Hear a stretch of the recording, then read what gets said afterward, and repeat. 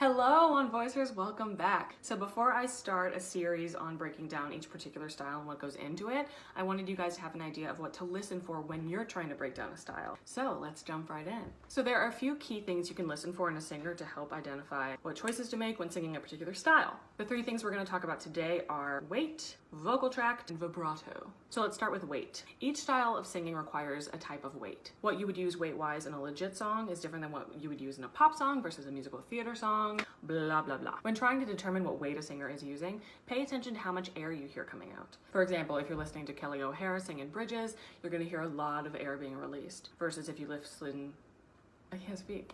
Versus if you listen to Idina Menzel singing in Wicked, Frozen, you will hear very little air coming out because a lot of air is being restricted. This is the difference in weights. Second thing, vocal tract shaping. Those of you who don't know, your vocal tract is technically everything past your larynx, up to the tip of your nose, and then up to the tip of your mouth. And these are all the things that we can move around for different shaping. So here you can see I'm speaking with a pretty neutral vocal tract. This is me speaking with a much larger vocal tract. And this is me speaking with a smaller vocal tract. Those were all the same pitch range, but shaping your vocal tract can make things sound either deeper, more forward, all these vague terms that are used. A lot of times they have to do with your vocal tract shaping. So the vocal tract shaping, again, that Kelly O'Hara would use in Bridges is different than you would hear Adele use singing Someone Like You.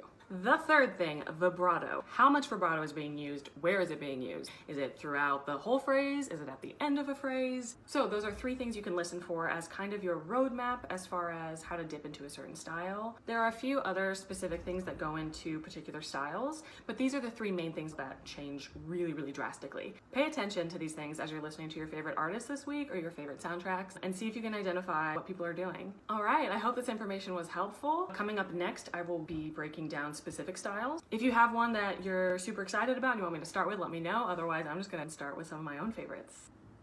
Have a great week, you guys, and happy singing.